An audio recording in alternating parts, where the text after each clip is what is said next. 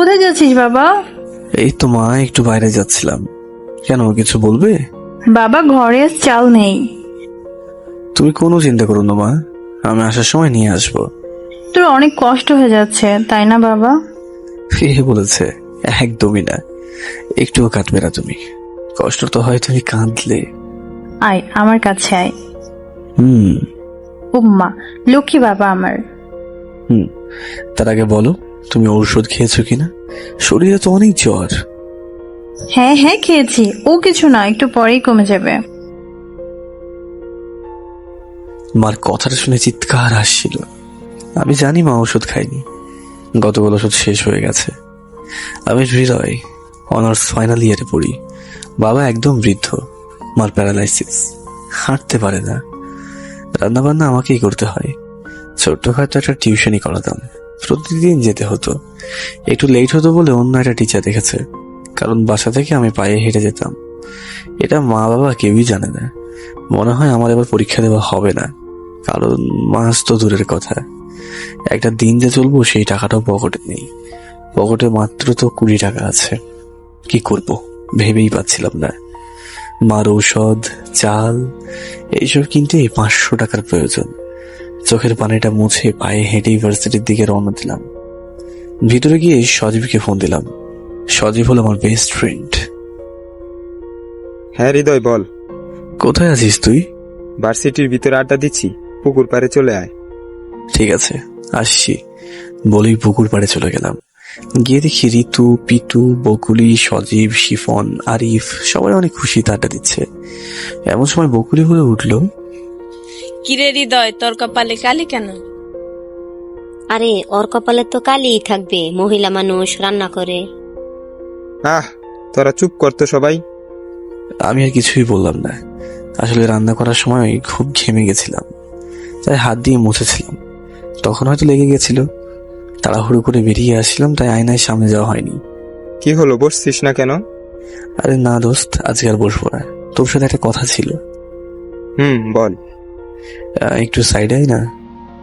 ও বুঝতে পারছি, টাকা লাগবে তাই না? হুম। ঠিক আছে, কত লাগবে বল।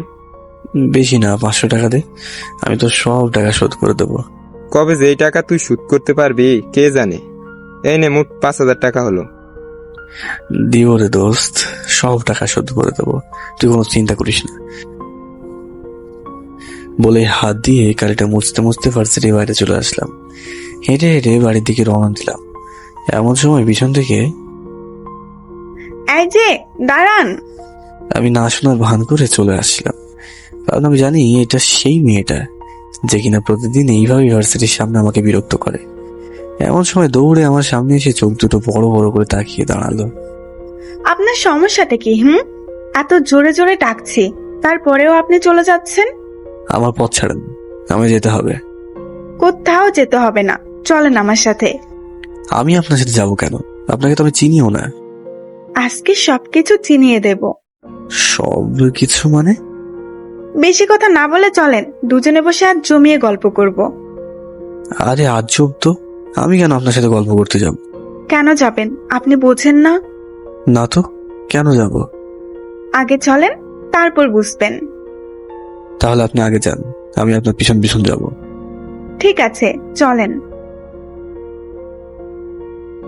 বলেই মেয়েটা হাঁটতে শুরু করলো। আমি পিছন থেকে এক দৌড়ে চলে আসলাম। যাক বাবা, বাঁচা গেল। আল্লাহ মেয়ের হাত থেকে আমাকে রক্ষা করো।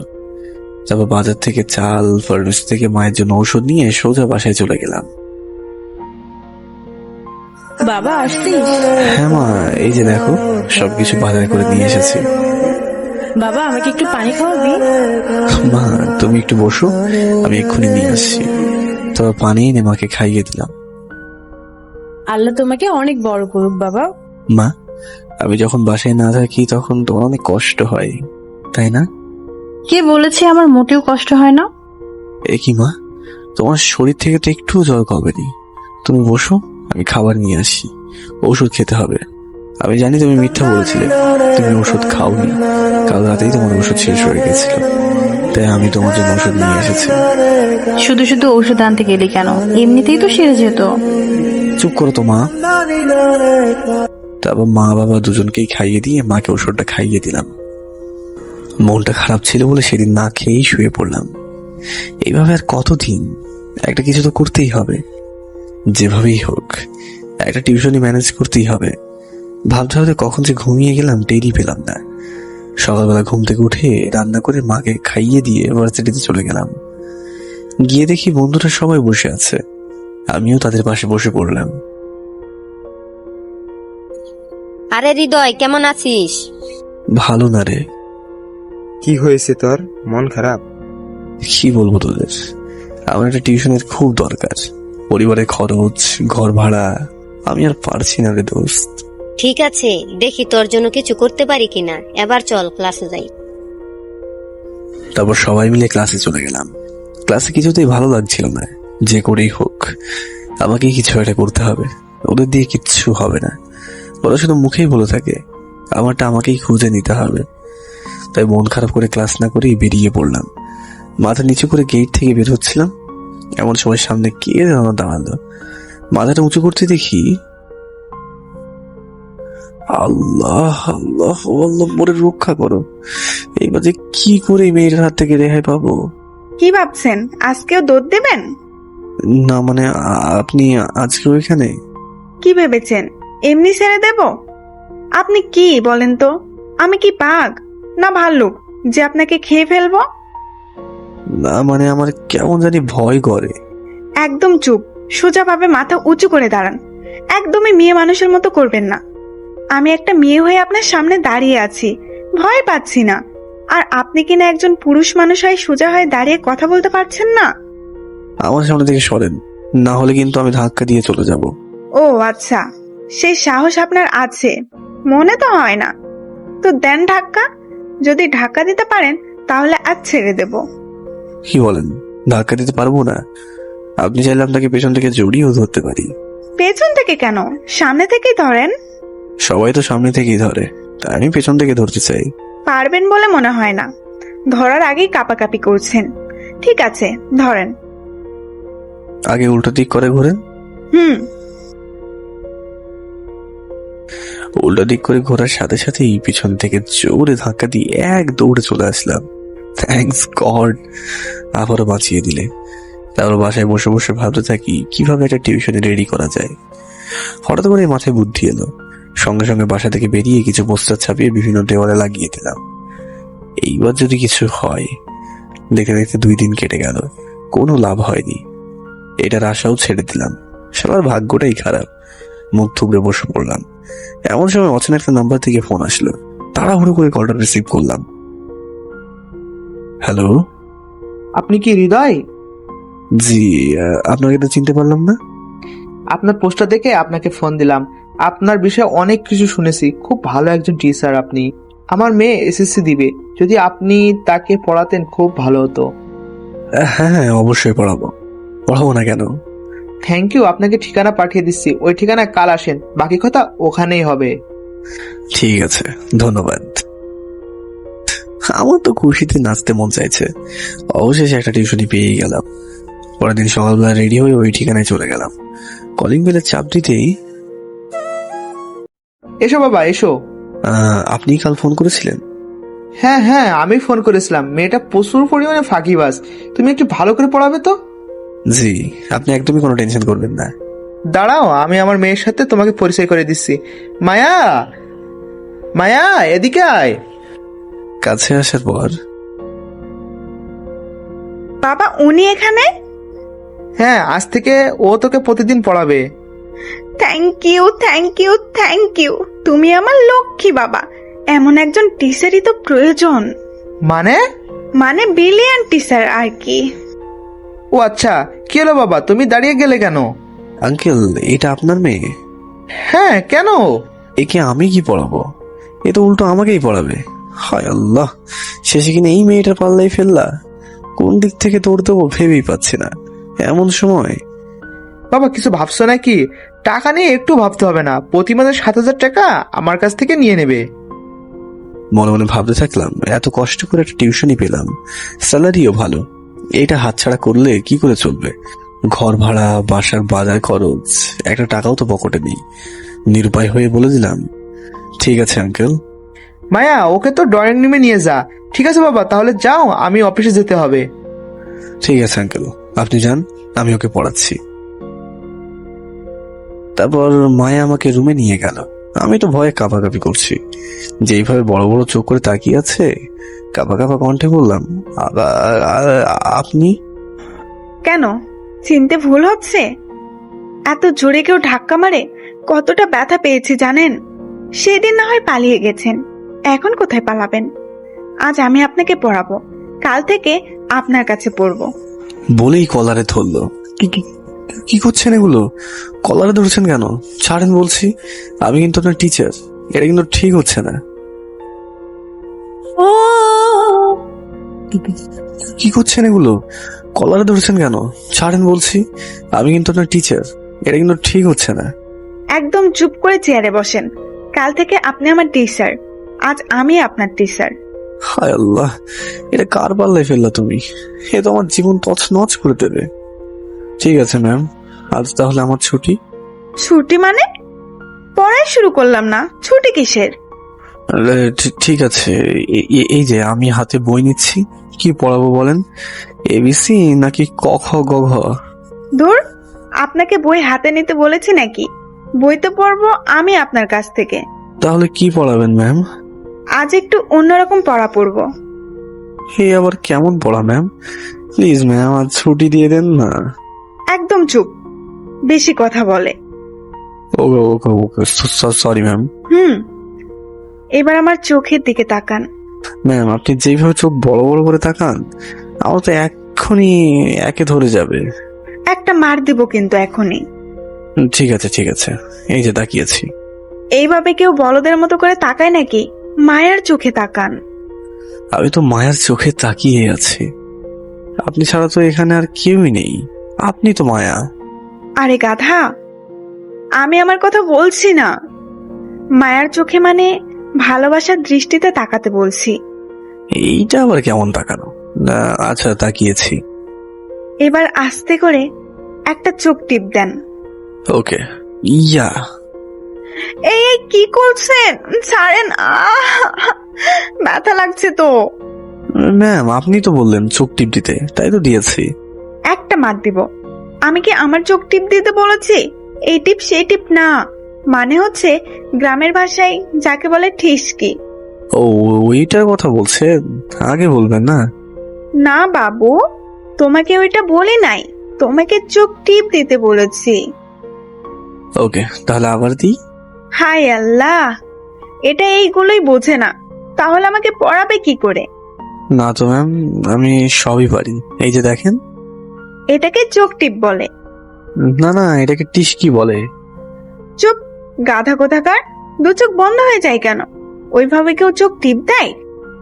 সরি ম্যাম, আমি এর থেকে ভালো পারি না। উফ, ঠিক আছে, এবারের মতো মাফ করে দিলাম। এবার আস্তে আস্তে আমার মুখের কাছে মুখ আনেন। আর একটু কাছে। এবার আস্তে আস্তে বলেন, মায়া, আমি তোমাকে। 1 মিনিট ম্যাম। উফ, আবার কি হলো? ম্যাম, খুব চাপ দিচ্ছে। মানে? মানে 1 নম্বরে যাব। আপনি কি বলেন তো? ঠিক আছে, তাড়াতাড়ি সেরে আসেন। এক্ষুনি আসছি ম্যাম। বলেই আস্তে আস্তে কোনো রকমের ঘর থেকে বের হলাম। আশেপাশে তাকিয়ে এক দৌড়ে বাসায় এসে পড়লাম। আল্লাহ, আমি এই মেয়েকে কি করে পড়াবো? এটা মেয়ে না অন্য কিছু? মাপ চাই, এই মেয়েকে আমি পড়াতে পারবো না। এমন সময় মা বলে উঠলো, বাবা, খুব চিন্তিত মনে হচ্ছে, কিছু হয়েছে? না না মা, কই কিছু না তো। এই তো ভাবছিলাম এখন কি করা যায়, বসে থাকতে তো ভালো লাগছে না। ও, তোকে তো বলতেই ভুলে গেছিলাম, মালিক এসেছিল ঘর ভাড়া চাইতে, কালকের মাঝে দিতে বলেছে, না হলে বাসা খালি করতে বলেছে। 2 মাস হয়ে গেছে, বাসা ভাড়া দেওয়া হয়নি। আরো কিছু বলেছে? না বাবা, তোর অনেক কষ্ট হয়ে যাচ্ছে তাই না? বাবা চল আমরা গ্রামে ফিরে যাই, সেখানে কিছু একটা করে চলে যাবে। কোথাও যেতে হবে না মা, এই যে তাকাও আমার দিকে। কতদিন বলেছি এইভাবে কেঁদে কেঁদে হৃদয়ে রক্তক্ষরণ করবে না। কাঁদতে না চাইলেও যে বাবা চোখে পানি চলে আসে। ওফ, একদমই না। আমি কালকে টাকাটা দিয়ে দেবো, এবার একটু হাসো। তারপর মার কাছ থেকে কাঁদতে কাঁদতে ও হেসে দিয়ে চলে আসলাম, কারণ আমি মার ওই হাসির আড়ালেই সুখ খুঁজে পাই। সারাটা দিন কোনো রকমে কাটিয়ে সকালবেলা রেডি হয়ে ভার্সিটিতে চলে গেলাম। বন্ধুদের কোথাও দেখছি না, তাই পুকুর পাড়ের দিকে রওনা দিলাম। গিয়ে দেখি সবাই কত হাসাহাসি করছে। সবার আমার মুখে শুধু হাসি নেই, মাঝে মাঝে মন চাই মেঘের উপরে চলে যায়। শুধু বাবা মার মুখের দিকে তাকিয়ে পারি না। এই শহরটা বুঝি আমার জন্য না, কি আর করার, জন্মেছি গরিব হয়ে।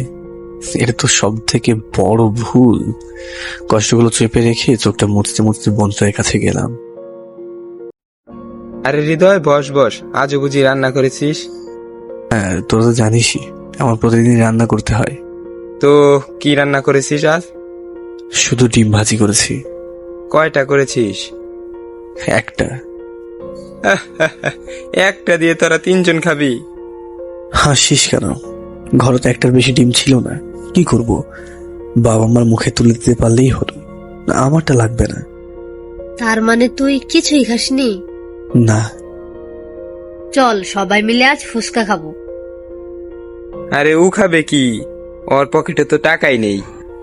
হ্যাঁ হ্যাঁ দোস্ত, তোরা যা, আমি খাবো না, কাল রাতে খেয়েছিলাম, এখনো পেট খালি হয়নি। তোর টাকা দিতে হবে না, আমরা সবাই মিলে তোরটা দিয়ে দিব, চল। আরে না দোস্ত, আমি খাবো না, তোরা খা। আরে সজীব শোন, তোর সাথে কিছু কথা আছে।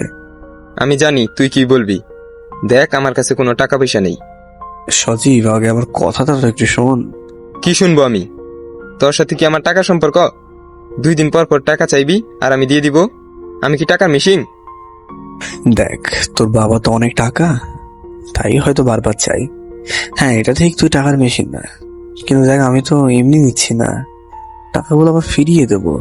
আর কবে দিবি? হ্যাঁ, এর আগের বছরে 15,000, এই বছরে 5,000। কবে দিবি এইগুলো? সেই প্রথম থেকেই তো শুনে আসতেছি দিয়ে দিবি দিয়ে দিবি, কই এখন পর্যন্ত তো একটা টাকাও দিতে পারলি না। দেখ হৃদয়, তুই যদি এইভাবে টাকার জন্য আসিস, আমি তোর সাথে সম্পর্ক রাখবো না। আমি টাকাগুলো ফেরত চাই, কথাটা মাথায় রাখিস। কি করব, শরীরের শক্তিও যেন হারিয়ে যাচ্ছে। খোলা মাঠে জোরে একটা চিৎকার দিতে মন চাইছে, বাল কাঁদতে কাঁদতে চোখের পানিগুলো যেন শুকিয়ে গেছে। কান্না করার চেষ্টা করছি, তবুও চোখে পানি আসছে না। না, কান্নাকাটি করে কোনো লাভ নেই, শত কষ্ট হলেও টিউশনিটা আমার কাছে করাতেই হবে। ঘড়ির দিকে তাকাতে দেখি সময় হয়ে গেছে। হেঁটে হেঁটেই চলে গেলাম মায়াদের বাসায়। দরজায় নক করতেই মায়া হাজির, চোখ দুটো বড় বড় করে তাকিয়ে আছে, তবুও নিজেকে কন্ট্রোল করে ভিতরে ঢুকলাম। আসেন স্যার আসেন, আপনার জন্যই তো অপেক্ষা করছিলাম।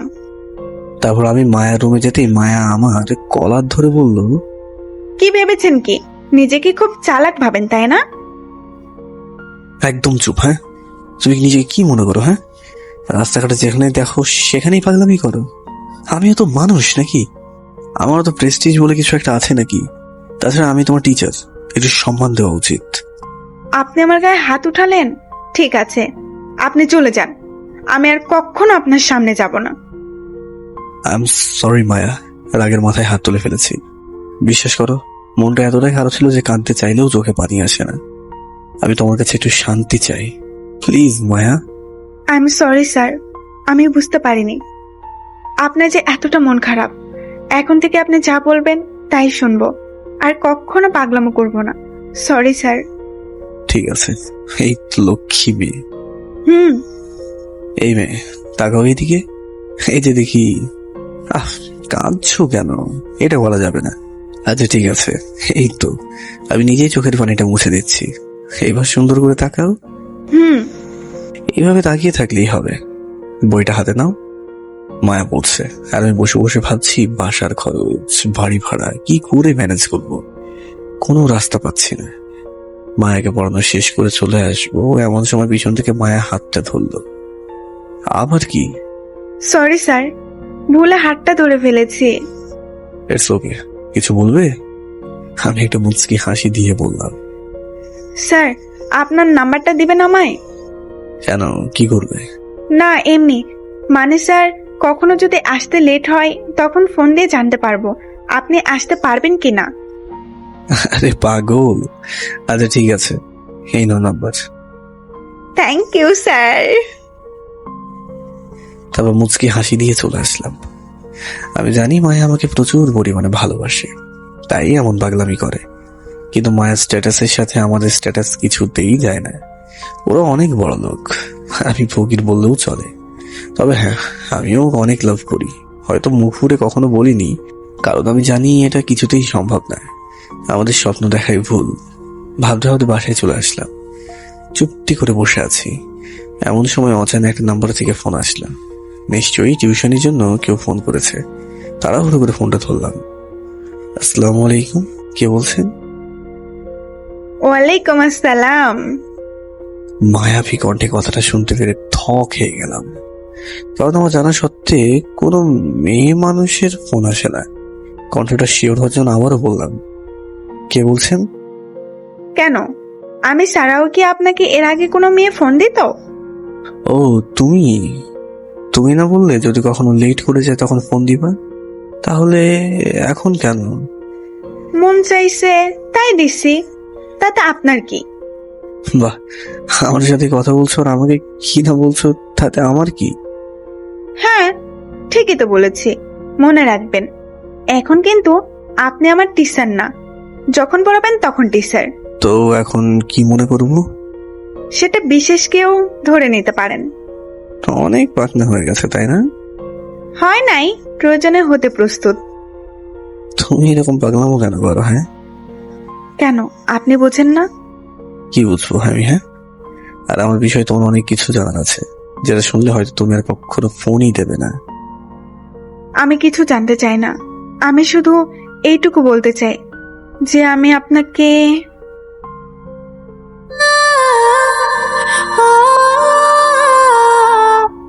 আমি কিছু জানি না, আমি শুধু এটা জানি আমি আপনাকে অনেক পছন্দ করি।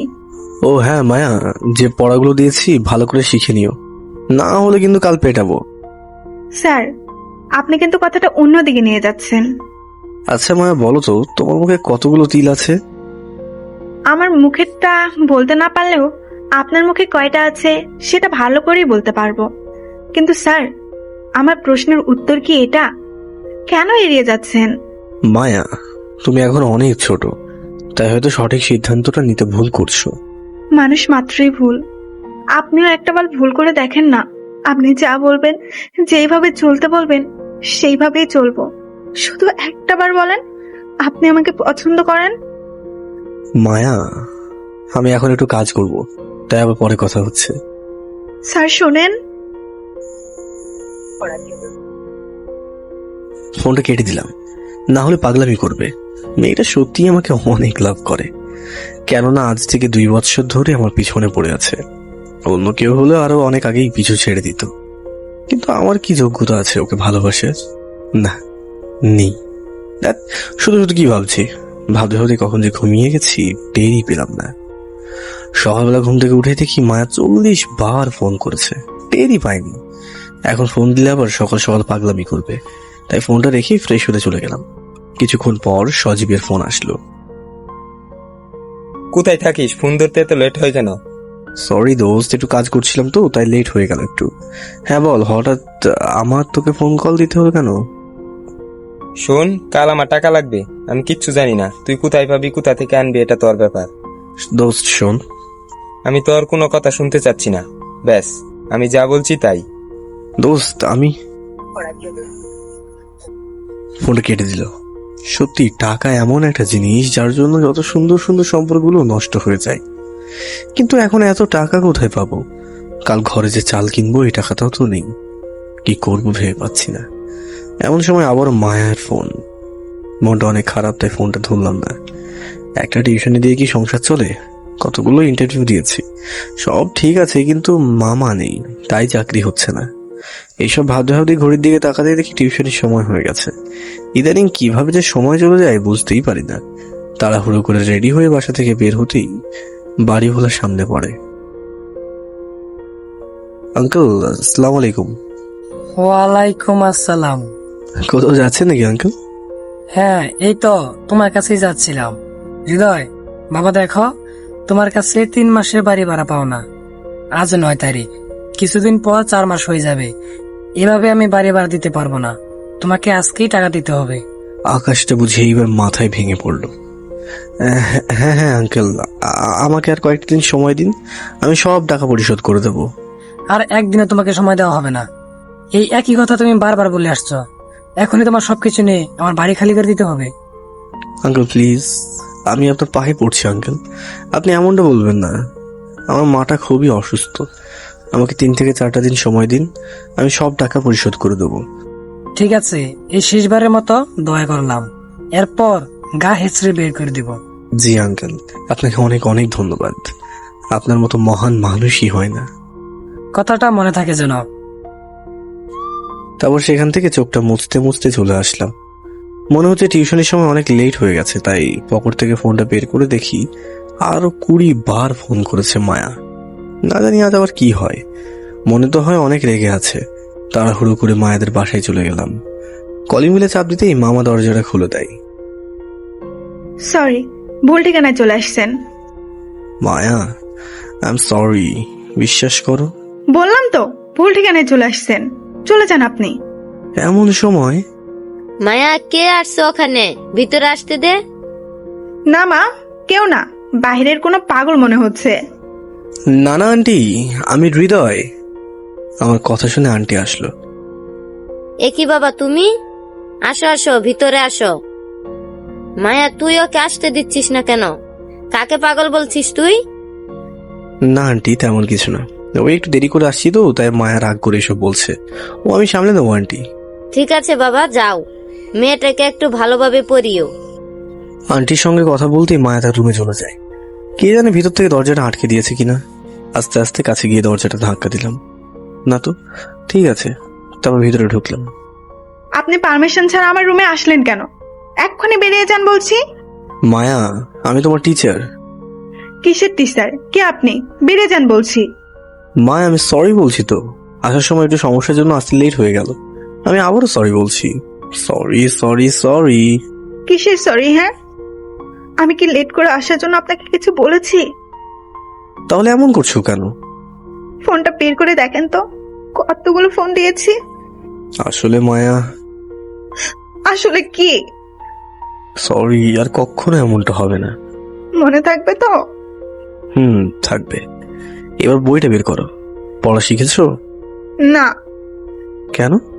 কেন আপনি জানেন না? কাল রাত থেকে এই পর্যন্ত গুনে গুনে 60 বার ফোন দিয়েছি, একটা বারও রিসিভ করেন নাই। কতটা টেনশনে ছিলাম আপনি জানেন? এতটাই অস্থির লাগছিল যে কি করে পড়তে বসতাম আমি। আমার কষ্টটা আপনি কি করে বুঝবেন? কেন এমন পাগলামি করছো? যদি আপনার কিছু হয়ে যেত? কিচ্ছু হবে না আমার, গরিবের মৃত্যু নেই।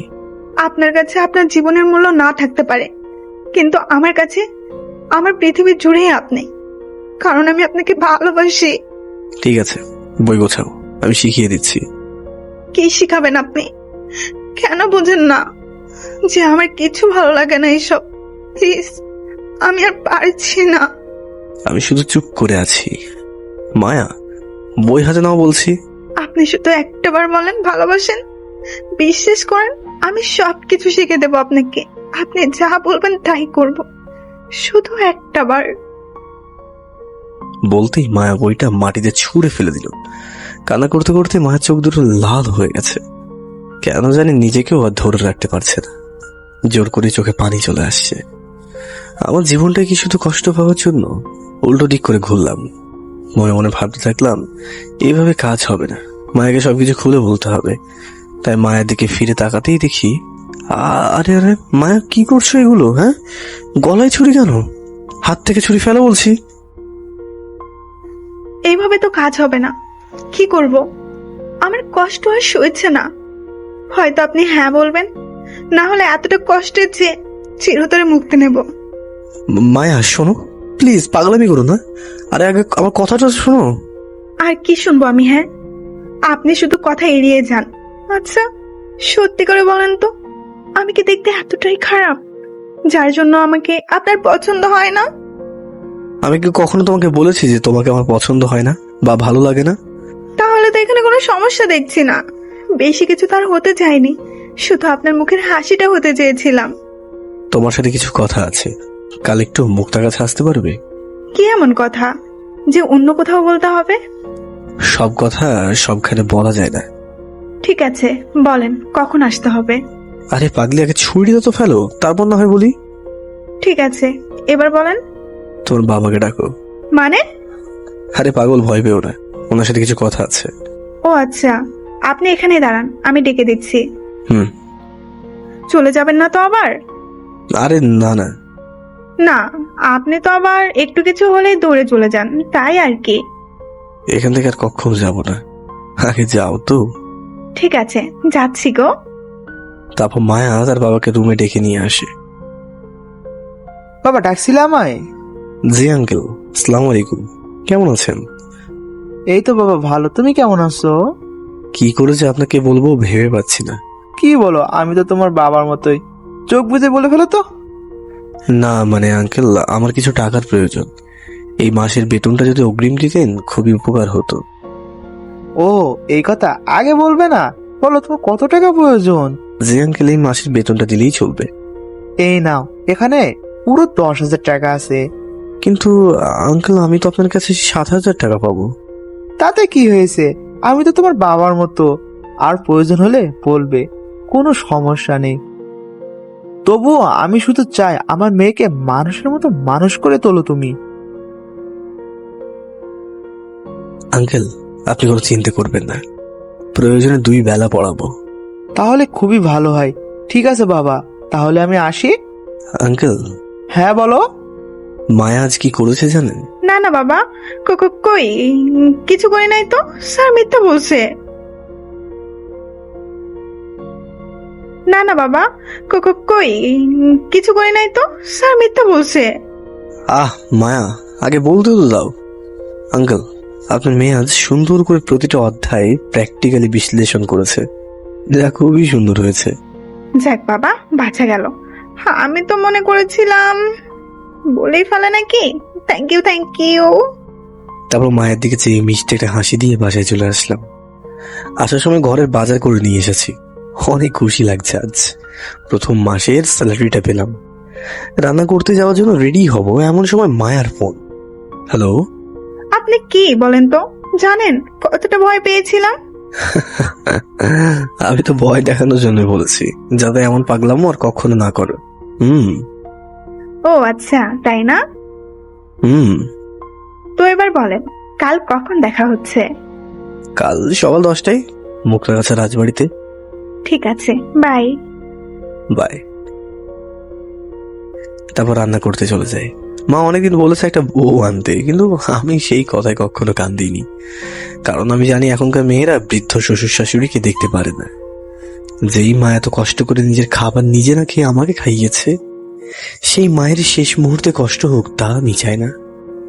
রান্না বান্না শেষ করে বাবা মাকে খাবার দিচ্ছিলাম, এমন সময় মায়ের ফোন। কি হলো স্যার, 10টা বেজে গেছে, আপনি তো এখনো আসলেন না। আমি একা একা কখন থেকে বসে আছি। এত তাড়াতাড়ি চলে গেছো? ঠিক আছে, ওয়েট করো, আমি আসছি। কার সাথে কথা বলি হৃদয়? নিশ্চয়ই বৌমা, তাই না? আরে না বাবা, আমি যাকে পড়াই ওই মেয়েটাও। ও আচ্ছা। তারপর রেডি হয়ে রাজবাড়িতে চলে গেলাম।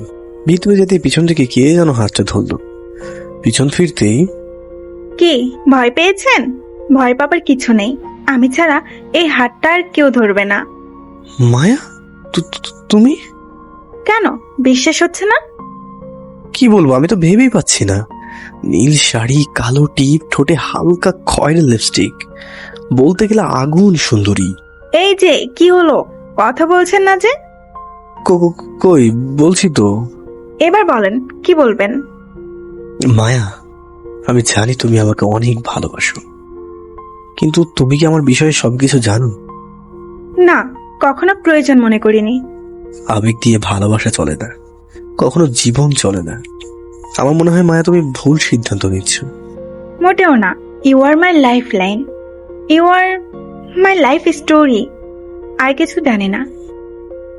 মায়া, আমার সংক্ষিপ্ত জীবনের গল্পটা তোমার একটু শোনা উচিত। হ্যাঁ বলো। ও সরি, তুমি করে বলে ফেলেছিলাম। জি বলেন। মায়া, তুমি হয়তো এটা জানো যে আমার কোনো বোন নেই, বাবা মার একমাত্র সন্তান আমি। বাবা মা দুজনেই বৃদ্ধ, তাই আমাকেই রান্না করতে হয়। তাছাড়া আমি একদম গরিব, মোটামুটি ভিখারিও বলতে পারো। ঠিক মতো দুমুঠো ভাত বাবা মার মুখে তুলে দিতে পারি না। নিজেরটা না হয় বাড়ি দিলাম, বাড়িওয়ালা বাসা থেকে বের করে দেবে বলেছে 3-4 মাসের ভাড়া পরিশোধ না করলে।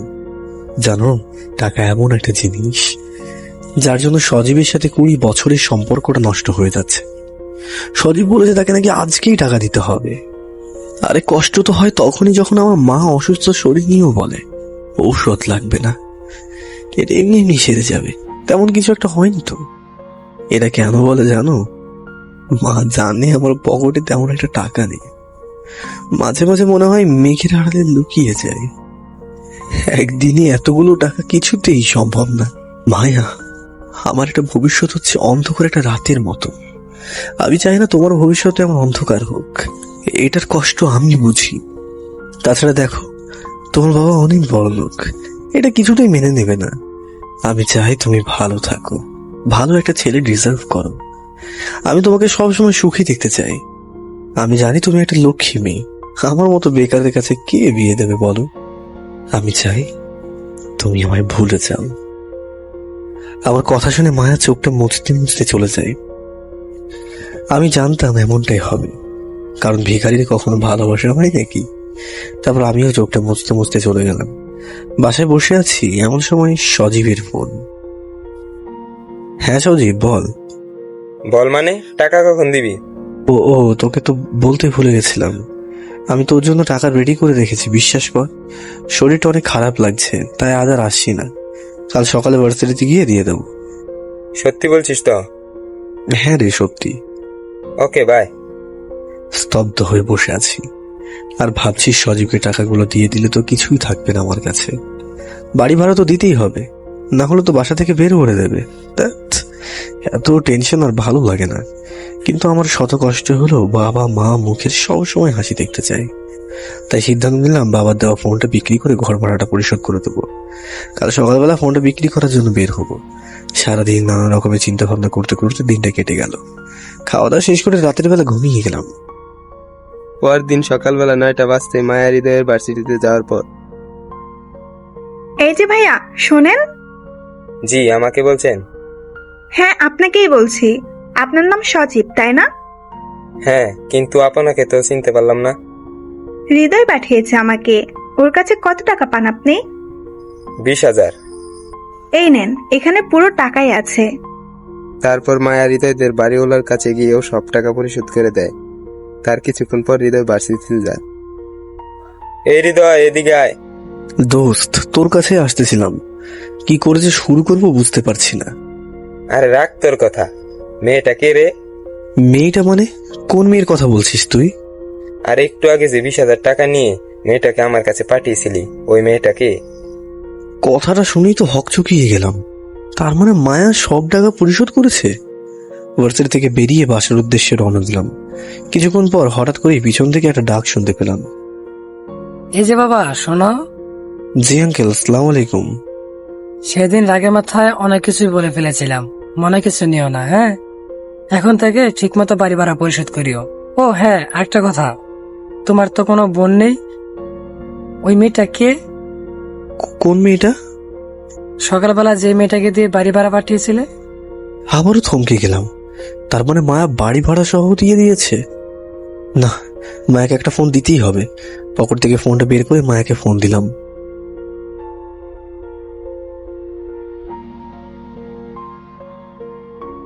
দেখ, এই অসময়ে এইসব কথা শুনলে কেমনটা লাগে। কি আর করার, আজকে তাড়াতাড়ি চলে গেলাম মায়াদের বাসায়। বাসায় যেতে মায়া দরজাটা খুলে দেয়। আমি মায়ের দিকে অপলক দৃষ্টিতে তাকিয়ে আছি। মনে হচ্ছে মেয়েটা সারা রাত কান্না করেছে, চোখ মুখটা লাল করে ফেলেছে। বসেন স্যার। মায়া, জি বলেন। এটা তুমি কি করেছো? কই, দোষের তো কিছু করিনি। এতগুলো টাকা কোথায় পেয়েছো? কেন, আমার অ্যাকাউন্ট থেকে নিয়েছি। ঠিক আছে, আমি তোমার সব টাকা শোধ করে দেবো, আমাকে কিছুদিন সময় দাও। আপনি সবসময় একটু বেশি কথা বলেন। একটু দাঁড়ান, আমি আসছি। আরে কই যাও? তারপর মায়া হাতে করে খাবার নিয়ে আসে। এই যে স্যার, হ্যাঁ করেন। আরে এইসব কেন? আমি এখন খাবো না। স্যার, আমি নিজের হাতে রান্না করেছি আপনার জন্য, আর আপনি খাবেন না? আসলে মায়া, মা বাবা কাকে না খাইয়ে না আমি কখনো খাই না। আমি জানতাম আপনি এটাই বলবেন, তাই আমি আগেই আপনার বাবা মাকে নিজ হাতে খাইয়ে দিয়ে এসেছি। কি বলছো এসব? হুম মায়া, হুম বলো। সরি, বলেন। সবকিছু জানার পরে এতটাই ভালোবাসো আমায়? কেন, এখনো সন্দেহ হয়? ঠিক আছে, দাও, আমি খাচ্ছি। কেন, আমার হাতে কি বিষ আছে? না মানে, হা করেন, আমি মুখে তুলে দিচ্ছি। খাচ্ছি আর ভাবছি একসময় মা এইভাবে খাইয়ে দিত, আর এখন সে নিজেই হাত দিয়ে খেতে পারেন না। ভাগ্যের কি নির্মম পরিহাস। কি ভাবছেন এত? তুমি কি আমাকে সত্যি সত্যি অনেক ভালোবাসো? এখনো কি আপনার বিশ্বাস হয় না? না মানে, কতটা ভালোবাসো? এখন আমি আপনার যতটুকু কাছে আছি, চাইলে এর থেকেও বেশি কাছে আসতে পারি, এতটাই ভালোবাসি। ঠিক আছে, বই বের করো। আজ থেকে আর পড়াশোনা করব না। কেন? যাকে এত ভালোবাসি তার স্পর্শ আমার হৃদয় জুড়ে, সে আমাকে ভালোবাসে না, কার জন্য পড়াশোনা করব? আর যদি বলি সেই তোমাকে তোমার থেকেও বেশি ভালোবাসে? যে ভালোবাসে সে কখনো কষ্ট দিবে না। কখনো কি ভেবে দেখেছো, যখন তুমি ইউনিভার্সিটির সামনে দাঁড়িয়ে পাগলামি করতে, তখন কখনো কখনো লেট করে আসলে আমি তোমার জন্য দাঁড়িয়ে থাকতাম, কারণ তোমার এই পাগলামিটা আমার অসম্ভব ভালো লাগতো। তার মানে তুমি আমাকে আগে থেকে ভালোবাসতে? হুম। তাহলে বলো নাই কেন? আমার যোগ্যতা নেই বলে। জানো, যেদিন তুমি না আসতে ঘন্টার পর ঘন্টা দাঁড়িয়ে থাকতাম, কখন তোমার মুখটা দেখবো বলে। কখন না জানি পিছন থেকে শুনতে পাই, এই যে শুনছেন, সরি জান। বলেই আমাকে জড়িয়ে ধরলো, সাথে সাথে শরীরটা ঝাঁকুনি দিয়ে উঠলো। জীবনে প্রথম মেয়ে মানুষের স্পর্শ পেলাম, এ এক অন্যরকম অনুভূতি। এতটা ভালোবেসেও কেন এত কষ্ট পেয়েছো? একবার বললেই তো হতো। এখন তো বলেই দিলাম, এই পচামে ছাড়ো বলছি। এমন মেয়েকে আমি ভালোবাসি না যে কিনা পড়াশোনা করতে চায় না। না না, করবো তো, কাল থেকে ভালো করে পড়াশোনা করব, কিন্তু কিন্তু আবার কি? বলছি, আগে জড়িয়ে ধরেন। না না, এইভাবে না, বলো আগে আমাকে জড়িয়ে ধরবে। জান, একটু জড়িয়ে ধরো না প্লিজ সোনা। এবার এবার এমন কিছু একটা দাও যেটা দিলে চোখে চোখ রেখে অবাক হয়ে তাকিয়ে থাকা যায়, মুখে কিছু বলা যায় না। এটা আমি পারবো না। পারবে না মানে? দাও বলছি। না না, আমার লজ্জা করে। এখন থেকে এটা প্রতিদিনই দিতে হবে, তাই অভ্যাস করেন। প্রতিদিন মানে? এটা আমি পারবো না, প্লিজ প্লিজ। এখনই চলে যাও এখান থেকে, আর কখনো আসবেন আমার কাছে। আমি কাউকে ভালোবাসি না। ওকে ওকে, দিচ্ছি দিচ্ছি। তাড়াতাড়ি। কেমন জানি লাগছিল, কখনো কারোর সাথে এমন করিনি তো তাই। তবে ছবিতে অনেকবার দেখেছি, ঠিক সেইভাবেই মায়ের ঠোঁটের বাহু ধরে ঠোঁটটা বাড়ালাম, মিষ্টি একটা সম্পর্কের জন্য। মায়া কেমন জানি স্তব্ধ হয়ে গেল, শুধু তাকিয়ে আছে। তারপর আমিও তাকে ছেড়ে দিলাম, আর কোনো কথা না বলেই সেই দিনের মতো চলে আসলাম। আজ অনেক খুশি মনে হচ্ছে। বাসার ভিতর প্রবেশ করতেই বাবা বলে উঠলো, এই হৃদয় দাঁড়া। ভয়ে ভয়ে বললাম, কি কি কি- কি- কি- কেন বাবা? কানে ধর। কি?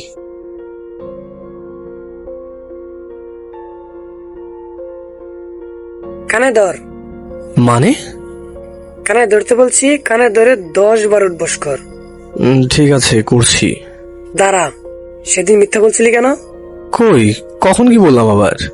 এত সুন্দর লক্ষ্মী একটা বৌমা আছে, আগে বলিসনি কেন?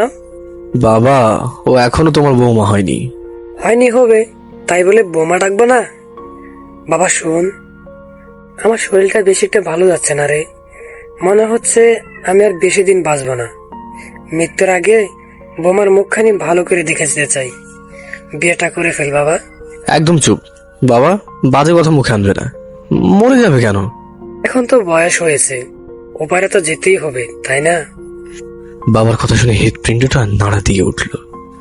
বাবাকে কখনো হারিয়ে ফেলার কথা মনে হলেই শরীরটা যেন অবশ হয়ে আসে।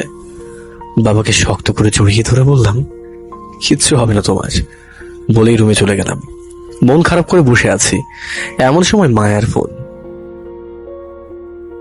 হ্যাঁ মায়া, বলো। কি হয়েছে তোমার? মন খারাপ নাকি? এভাবে কথা বলছো কেন? মায়া, আসলে বাবার শরীরটা বেশি ভালো না, জানো। বাবাকে হারানোর কথা মনে হলেই না দু চোখে অন্ধকার নেমে আসে আমার। প্রতিটি সন্তানের কাছেই বাবা মা খুবই প্রিয়, কিন্তু বিধাতার বিধান মেনে নিতেই হবে, তাই না? জানো, আজ বাবাকে নিয়ে সেই কবিতাটা খুবই মনে পড়ছে। কোন কবিতাটা? ওই যে হৃদয় আহমেদ সোহাগের লেখা বাবা কবিতাটা আছে না, ওইটা। ঠিক মনে পড়ছে না, তুমি একটু বলে শোনাও তো।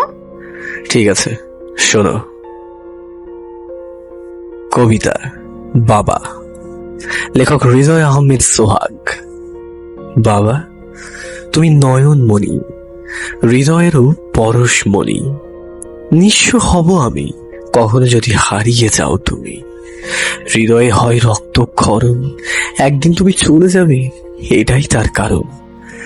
যেদিন তুমি ফেলবে শেষ নিঃশ্বাস, স্তব্ধ হয়ে যাবে আমার এই স্বপ্নেরই সাজানো রঙিন আকাশ। হৃদয়ে হবে রক্তক্ষরণ, শত স্মৃতিতে জড়িয়ে থাকবে তুমি, তবু স্পর্শ করতে পারবো না, এটাই তার কারণ। বাবা, তুমি নয়নমণি, হৃদয়ের ভালোবাসা, স্বপ্ন আকার রং তুলি তুমি। তুমি আমার বেঁচে থাকার একমাত্র আশা ভরসা। বাবা, তুমি নয়নমণি, এই চোখেরই আলো। অন্ধকার বানিয়ে চলে যাবে, এই কথাটা আর কখনো না বলো। একটু দাঁড়াও, চোখের পানিটা মুছে নেই। আরে, তুমি কাঁদছো কেন? কাঁদবো না মানে? এই কবিতার মানে কি দাঁড়ায় একবার ভেবে দেখেছো? বাবা আমারও আছে। জানি। কি করো এখন? এই তো রান্না করতে যাবো ভাবছি, কেন জানি ভালো লাগছে না। মন চাইছে মনটা খুলে না কারোর সাথে গল্প করি। বাবা মাকে ওষুধ খাওয়াতে হবে না, যাও রান্না করো গিয়ে। বাই। তারপর রান্না করতে চলে গেলাম। রান্না শেষ করে বাবা মাকে খাইয়ে দিচ্ছে আর শুয়ে পড়লাম আমি। শুয়ে শুয়ে ভাবছি, সত্যি মেয়ে মানুষ হলো ঘরের লক্ষ্মী। এভাবে আর কতদিন, বিয়েটা তো এবার করেই ফেলবো।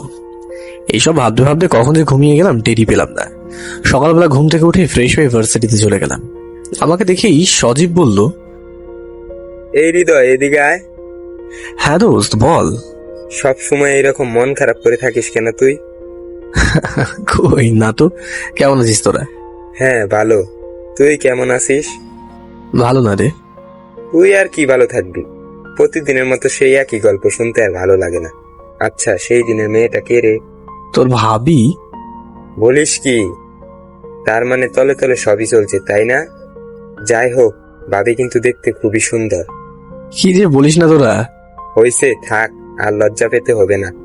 তাও ভার্সিটি ক্লাস শেষে সোজা মায়াদের বাসায় চলে যায়। মায়া আমাকে দেখেই বলে উঠল, জান, তুমি আসছো? ভিতরে এসো। কি বলে তুমি? কেন জান বললাম? মোটেও না, এখন আমি তোমার স্যার। ওকে ওকে স্যার, চলেন। বসেন স্যার। আগে বলো, পড়া শিখেছো কিনা? পড়া শিখেছি মানে? আপনার যা ধরতে মন চাই ধরেন, আমি সব বলে দেব। ও মা, তাই নাকি? মায়া, আমার কাছে তাড়াতাড়ি যেতে হবে। বাবার শরীরটা বেশি ভালো না, এখন বাবাকে একটু সময় দেওয়া উচিত। চলো, আজ আর পড়বো না, বাবার কাছে যাব। চলো। তারপর দুজনেই বাসায় চলে আসলাম। মায়াকে দেখি বাবা বলল, বসো মা, বসো, এখানে বসো। বাবা, আপনার শরীর এখন কেমন? মারে, বয়স হয়েছে, এখন তো একটু খারাপই থাকবে। এখন ওপারে চলে যেতে পারলেই বাঁচি। এভাবে বলবেন না বাবা। মারে, খুবই শান্তি লাগছে তুমি আসছো। ছেলেটা সারাদিন অনেক কাজ করে রাতে ঘরে ফিরে আবার রান্না করতে হয়। ছেলেটার অনেক কষ্ট হয়ে যায়। তাছাড়া সারাদিন ঘরেও কেউ থাকে না। ওর মার শরীরটাও সবসময় ভালো থাকে না। তাই একজন মানুষ খুবই দরকার। আমি তোমার বাবার সাথে কথা বলে বিয়েটা করিয়ে ফেলতে চাই। বাবা, আপনি তো অসুস্থ, আপনি বাবার কাছে যাবেন কি করে? ঠিক আছে, আমি বাবাকে বুঝিয়ে বলবো। ঠিক আছে মা, তাই করো।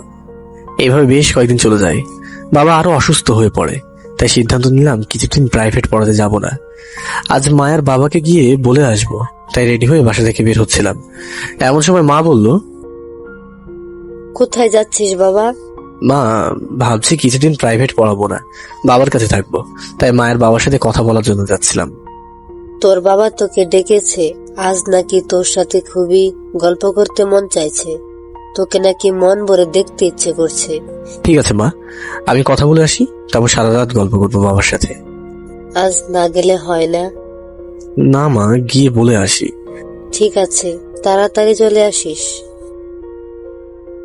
তারপর মায়াদের বাসায় চলে গেলাম। আমাকে দেখি মায়া বলল, বসেন স্যার, আজকেও সব পড়া শিখেছি। মায়া, আজ আমি তোমাকে পড়াতে আসিনি। মানে? বাবার শরীরটা খুব খারাপ, তাই কিছুদিন আসতে পারবো না। তাই তোমার বাবার সাথে কথা বলতে আসছিলাম। ঠিক আছে, তুমি বসো, আমি বাবাকে ডেকে দিচ্ছি। মায়া তার বাবার কাছে যায়। মনে মনে ভাবলাম কিছু টাকা চাইবো নাকি, এমন সময় মায়া চলে আসলো। কি ভাবছো? হ্যাঁ, না মানে, তোমার বাবাকে আসতে বলেছো? হ্যাঁ, আসছে। মায়া, তোমার সাথে মনে হয় কিছুদিন দেখা হবে না। তুমি আমায় ভুলে যাবে না তো? কি বললে তুমি? ভুলে যাওয়ার জন্য কি ভালোবেসেছিলাম? মনে রেখো, শেষ নিঃশ্বাস থাকা পর্যন্ত আমি তোমার। বলেই মায়া আমাকে শক্ত করে জড়িয়ে ধরলো। এমন সময় তার বাবা রুমে এসে দেখে ফেলে। মায়া, মায়া, কি করছো? ছাড়ো। আসসালামু আলাইকুম আঙ্কেল।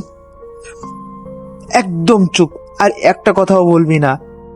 তোর কাছে মেয়েটাকে পড়াতে দিয়েছিলাম, আর তুই কি না? মায়া, তুই উপরে যা বলছি। বাবা, আমি ওকে অনেক ভালোবাসি, আমি ওকে ছাড়া বাঁচবো না বাবা। প্লিজ বাবা, তুমি ওকে কিছু বলো না। চুপ কর, এর জন্য কি তোকে পড়াশোনা করেছি? বাবার মুখের উপর কথা বলিস। উপরে যা বলছি। প্লিজ বাবা, তোমার পায়ে পড়ছি বাবা, যত ইচ্ছে হয় আমাকে মারো, কাটো, আমি কিচ্ছু বলবো না। তবু ওকে কিছু বলো না, ওর কিছু হয়ে গেলে আমি বাঁচবো না বাবা। যা তুই এখান থেকে। মায়াকে ধাক্কা দিয়ে রুমের বাইরে বের করে দেয়। আঙ্কেল, আঙ্কেল শুনুন প্লিজ। কি শুনবো? হ্যাঁ, নিজের চোখে থেকে কি ভুল? বলেছিলাম মেয়েটাকে ভালো করে পড়াবে, আর এই হলো তোর পড়ানো। আঙ্কেল, ভুল কিছু দেখেন নাই, কিন্তু আমার কথাটা তো শুনুন। আমার মেয়ের জুতা মোছার যোগ্যতা আছে তোর? বামন হয়ে চাঁদে হাত দিতে চাস, তাই না? এরপর কখনো যদি আমার বাড়ির আশেপাশে দেখি, তোর ওই হাত আমি কেটে ফেলবো। এখনই বেরিয়ে যা বলছি, না হলে ঘাড় ধাক্কা দিয়ে বের করে দিব। আর কিছু বলার সুযোগই পেলাম না। ইচ্ছে মতো অপমান করে বের করে দেয় সেই দিন। আমি জানতাম এটাই হবে, কারণ আমার কোনো যোগ্যতাই তো নেই। তবুও কেন যে এটাই পা বাড়ালাম। চোখের পানিটা মুছতে মুছতে বাসার সামনে চলে গেলাম।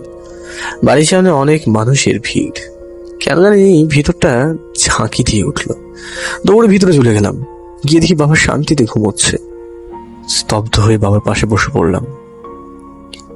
কথা বলার চেষ্টা করছি, মুখে কথা আসছে না। ভিতরটা শুধু চলে যাচ্ছে। কিছুক্ষণ চুপ থাকার পর, বাবা, এই বাবা, এই যে দেখো, আমি তোমার ছেলে হৃদয়। আমি আসছি বাবা, গল্প করবি না? ওঠ না, এই টাকা আমার দিকে। বাবা, এই বাবা, ওঠ। দেখ কত মানুষ তোকে দাঁড়িয়ে দাঁড়িয়ে দেখছে। ওঠ না বাবা, ওঠ। মা, ও মা, বাবা কথা বলে না কেন? তুমি না বলেছিলে বাবা গল্প করবে আমার সাথে? বলো না, আমি আসছি তো, সারা রাত গল্প করবো আজ। তোর বাবা আর গল্প করবে না রে, লুকিয়ে গেছে মেঘের আড়ালে। বাবা,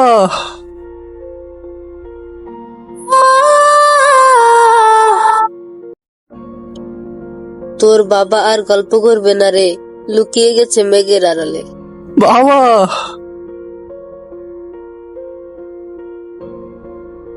আজ থেকে তোর বাইরে যাওয়া বন্ধ। ভেবেছিলাম তোর বিয়েটা দেরিতে দিব, কিন্তু এখন দেখছি তাড়াতাড়ি দিতে হবে। আমার বন্ধুর একমাত্র ছেলে আরিফের সাথে তোর বিয়ে হবে, এবং সেটা খুব শীঘ্রই। বাবা প্লিজ বাবা, এমন করো না, বিশ্বাস করো, হৃদয় ছেলেটা অনেক ভালো, আমি ওকে অনেক ভালোবাসি বাবা। একদম চুপ। ওই রাস্তার একটা ছেলের সাথে একমাত্র মেয়ের বিয়ে হতে পারে না, যেখানে ও নিজেই চলতে পারে না। তাছাড়া আমি সমাজের কাছে মুখ দেখাবো কি করে? হ্যাঁ, আমি যা বলছি তাই হবে। বলেই মায়ার বাবা সেখান থেকে চলে যায়। মায়া তাড়াতাড়ি ফোনটা বের করে হৃদয়কে ফোন দেয়। আপনার ডায়ালকৃত নম্বরটি এই মুহূর্তে বন্ধ আছে। এভাবে প্রায় 10 দিন চলে যায়। হৃদয় আর ফোন খোলে না। তাই মায়া বাধ্য হয়ে তার বাবার কাছে যায়। বাবা আসবো? বাবা কি বলো? হ্যাঁ মানে বাবা, বাবা কি বলো? বাবা এই বিয়েতে আমি রাজি। এই তো লক্ষ্মী মেয়েটা। আমি জানি আমার মেয়ে কখনো আমার কথা বাইরে যাবে না। বাবা, আমি ছেলেটার সাথে কালকেই দেখা করতে চাই। ঠিক আছে, আমি আজ ওর সাথে কথা বলবো। তারপর মায়া তার রুমে চলে যায়। এটা করা ছাড়া তার কোনো উপায় ছিল না, কারণ এটা ছাড়া বাইরে বের হওয়ার কোনো রাস্তা নেই তার। পরদিন সকালবেলা ছেলেটার সাথে দেখা করার জন্য বাসা থেকে বের হয়ে সোজা হৃদয়দের বাসায় চলে যায়। গিয়ে দেখে সবকিছু এলোমেলো হয়ে পড়ে আছে। মনে হচ্ছে কোথাও কেউ নেই। সাইটে তাকাতেই দেখে হৃদয়ের মা। মা, সবকিছুর অবস্থা এমন কেন? হৃদয় কোথায় মা? হৃদয়ের মা চুপ করে আছে পেছন থেকে। মা আর কখনো কথা বলবে না। কথা বলবে না মানে? কি হয়েছে মার? আর তোমার ফোনই বা অফ কেন? মায়া, বাবা আমাকে ছেড়ে চলে গেছে। চলে গেছে মানে? কি বলছো এসব? হ্যাঁ, ওই দিন বাসায় এসে দেখি বাবা আমাকে ছেড়ে চলে গেছে। বাবা বলেছিল আমার সাথে নাকি গল্প করবে। সেই গল্প যে এমন একটা গল্প হয়ে যাবে কখনো ভাবতে পারিনি। মার কি হয়েছে? সেদিন বিকেল থেকে মার কথা বলতে পারে না। তুমি এখানে কেন এসেছো? হৃদয়, কি করে যে কথাটা বলবো বুঝতে পারছি না। এমনিতেই তুমি অনেক কষ্টে আছো, তবুও বলতেই হচ্ছে। আমি জানি তুমি কি বলবে। তোমার বাবা তোমাকে কোনো কোটিপতি ছেলের সাথে বিয়ে দিচ্ছে, তাই তো? হ্যাঁ হৃদয়, প্লিজ তুমি কিছু একটা করো। আমি অনেক মিথ্যে বলে বাসা থেকে বের হইছি। তুমি আমার অবস্থা দেখতেই পারছো। তুমি বিয়েটা করে নাও। দেখো, আমি কোনো কোটিপতি ছেলে না। তোমাকে বিয়ে করার মতো যোগ্যতা আমার নেই। তোমার বাবা মা এটা কখনোই মেনে নেবে না। তুমি এখানে চলে যাও মায়া, চলে যাও। আমি তোমার পায়ে পড়ছি, প্লিজ এমনটা বলো না। আমি তোমাকে ছাড়ার কাউকে চাই না। আমার টাকা পয়সা কিচ্ছু লাগবে না, আমার শুধু তোমাকে পেলেই চলবে। বলে আমাকে শক্ত করে ধরে জড়িয়ে ধরলো। আমি জোরে ধাক্কা দিয়ে সরিয়ে দিলাম। কি করছো মায়া? ছাড়ো বলছি। প্লিজ প্লিজ, আমি তোমাকে অনেক ভালোবাসি হৃদয়। আমার সাথে তুমি এমনটা করতে পারো না। আমি জানি তুমি আমাকে অনেক ভালোবাসো, কেন এমন করছো? কে বলেছে আমি তোকে ভালোবাসি? ওইগুলো আবেগ ছিল। আমি কখনোই তোকে ভালোবাসিনি। বেরিয়ে যা বলছি। আমি তোমাকে ছেড়ে কোথাও যাব না। প্রয়োজনে তুমি আমাকে মেরে ফেলো, তবুও যাব না। ঠাস করে একটা থাপ্পড় মারলাম। এটা কি তোর মামার বাড়ির আবদা নাকি? যা এখান থেকে, বলেই ধাক্কা দিয়ে বাসা থেকে বের করে দিলাম। বুকটা ফেটে চিৎকার আসছিল। আজই প্রথম মায়ের সাথে খারাপ আচরণ করলাম। এটা ছাড়া হাতে হাতে কোনো রাস্তা ছিল না। আমি চাই আমার ভালোবাসার মানুষটা সুখে থাক। হয়তো এখন একটু খারাপ লাগবে, তারপর কিছুদিন গেলে আস্তে আস্তে সব কিছু ঠিক হয়ে যাবে। ওইদিকে মায়া চোখটা মুছতে মুছতে ওই ছেলেটার সাথে দেখা করতে চলে যায়। কাছে যাবার পর মায়া চুপ করে বসে আছে। হাই, আপনার কি মন খারাপ? হ্যাঁ মানে, কই না তো। আমি মায়া, আপনি? বাহ, খুব সুন্দর নাম আপনার। আমি আরিফ। বাবার কাছে শুনেছি আপনার কথা। তাই? কি শুনছেন শুনি?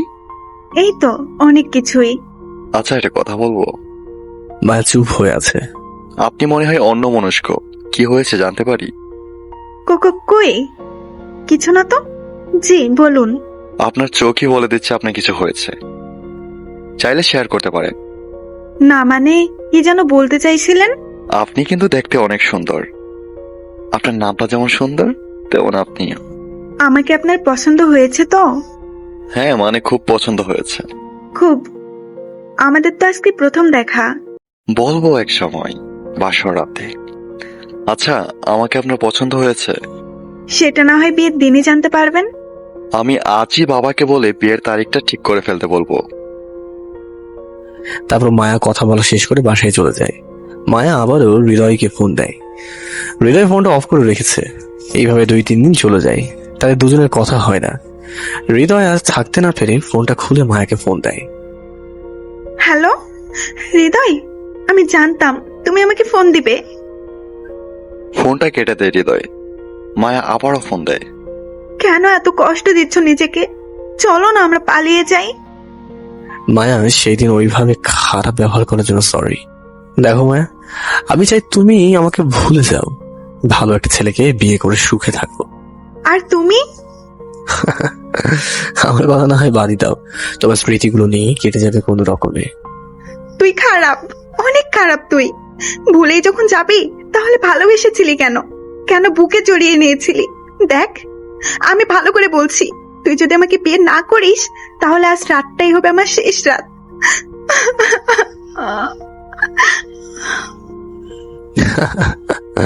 পাগলামি করিস না রে, ভালো থাকিস।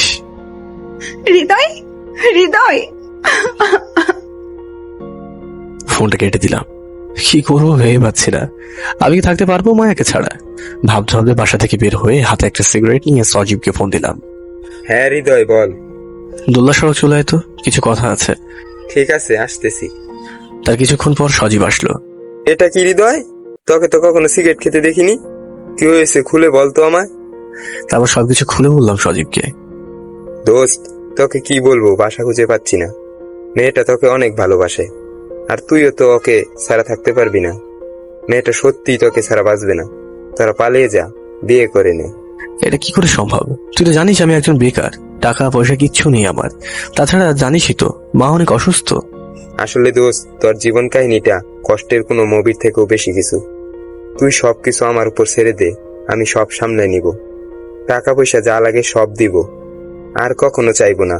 যখন মন চায় তখন দিস। তবুও বলছি, তুই মায়াকে নিয়ে পালিয়ে যা। মেয়েটাকে এভাবে মরতে দিস না। হারিয়ে কান্না করে লাভ নেই। দোস্ত, মায়াকে আমি অনেক ভালোবাসি, সত্যি মায়াকে ছাড়া আমি থাকতে পারবো না। যা, মায়ের সাথে কথা বলে সবকিছু রেডি করে ফেল। তারপর সেখান থেকে চলে এসে মায়াকে ফোন দিলাম। কেন ফোন দিয়েছো তুমি? মায়া, আমি আর পারছি না, কি করব বলো? আমি অনেক ভালোবাসি যে তোমায়। আমি কাউকে ভালোবাসি না। সরি মায়া, আমাকে ক্ষমা করে দাও। চলো আমরা পালিয়ে যাব। সত্যি বলছো তুমি? 2 দিন পর আমরা পালিয়ে যাব। আগে কানে ধরো, অনেক কষ্ট দিয়েছো। সরি। মায়া, কার সাথে কথা বলছিস?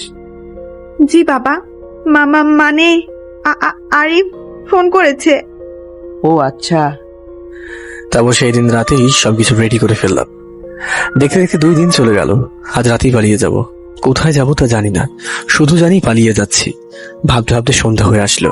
তার একটু পর সজীব চলে আসলো। সবকিছু ঠিকঠাক আছে তো? হ্যাঁ, সব ঠিকঠাক আছে। এই নে টাকা, আরো লাগলে আমি তো আছেই। দোস্ত, হ্যাঁ বল। আমাকে কথা দে, মাকে তুই ভালো করে দেখে রাখবি, মাকে ঠিক মতো ওষুধ খাওয়াবি। দেখতেই তো পারছিস মা কতটা অসুস্থ। 2টা দিন দেখে রাখ, তারপর মাকে সহ আমি নিয়ে যাব। তুই একটুকুও চিন্তা করিস না, আমার উপর একটু ভরসা রাখ। এমন সময় মায়ের ফোন। হ্যাঁ মায়া, বলো। আমি লেকের পাড়ে একা একা দাঁড়িয়ে আছি, অনেক ভয় করেছে।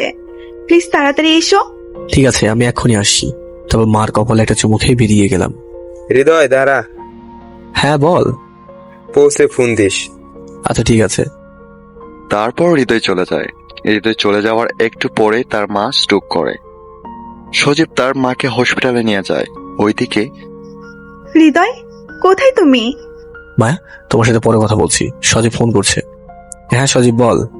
হৃদয়, তোর মা স্ট্রোক করেছে, সিটি হসপিটালে নিয়ে এসেছি। কি? হ্যাঁ আমি এখনই আসছি। তারপর হৃদয় মায়াকে রেখে হসপিটালে চলে যায়। সজীব, এই সজীব, মা কোথায়? সরি দোস্ত, তোর মা আর বেঁচে নেই। ওই দেখ। মা, এই মা, তুই ঘুমিয়ে আছিস তাই না? ওঠ, দেখ না, আমি আসছি তো। দোস্ত প্লিজ পাগলামি করিস না, ওঠ। মারে, মা, তুইও চলে গেলি। আমি আমি কাকে নিয়ে বাঁচবো বল? আমার তো কেউ রইল না। তোরা সবার বেইমান, তোরা সবাই বেইমান, সবাই। ওই দিনের পর থেকে হৃদয় আর স্বাভাবিক জীবনে ফিরে আসতে পারেনি। সবসময় পাগলের মতো আচরণ করত। মা বাবাকে সে অনেক ভালোবাসতো, তাই এমনটা হয়েছে। এভাবে বেশ কিছুদিন কেটে যাবার পর কিছুটা স্বাভাবিক জীবনে ফিরে আসে। ঠিক তখনই মামার কথা মনে পড়ে তার। মায়া কোথায়? আমি তো মায়াকে সেদিন ফেলে রেখে চলে আসছিলাম। মায়া মনে হয় খুব রাগ করে আছে। না, মায়াকে একটা ফোন দেই। কিন্তু আমার ফোন কোথায়? না, আগে সজীবের কাছে যেতে হবে। এমন সময় সজীব দৌড়ে আসে। ও, তুই আসছিস? মায়া কোথায়? ও আমার উপর রেগে আছে, তাই না? আমি জানি ও আমার সাথে রাগ করে থাকতে পারবে না। চল ওর কাছে যাব। হৃদয়, মায়ের বিয়ে হয়ে যাচ্ছে, শেষবারের মতো তোর সাথে দেখা করতে চা। ও দিঘির পাড়ে দাঁড়িয়ে আছে, তোকে এখনই যেতে বলেছে। কি? পায়ের নিচ থেকে যেন মাটি সরে গেল। তাড়াতাড়ি দিঘির পাড়ে চলে গেলাম। মায়া বধূ সেজে বসে আছে। মায়া আমাকে দেখেই বলল, তুই একটা স্বার্থপর বেঈমান। এবার তো খুশি হয়েছিস তাই না? আরেকজনের সাথে বিয়ে হচ্ছে আমার, আজ বাসর হবে, অন্য একজন আমাকে বউ বলে ডাকবে, খুব ভালো লাগবে তোর তাই না? কেমন আছো মায়া? এখন বলছিস কেমন আছি? এতদিন তোর মনে ছিল না তাই না? কতবার তোকে ফোন দিয়েছি, একটা বারের জন্যও তোকে পাইনি। এমন কোনো রাত নেই তোর জন্য কাঁদে নাই। আর কত কষ্ট দিবে আমায় বল?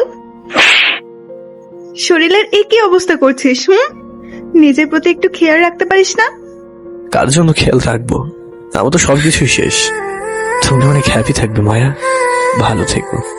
দাঁড়া, কোথায় যাচ্ছিস?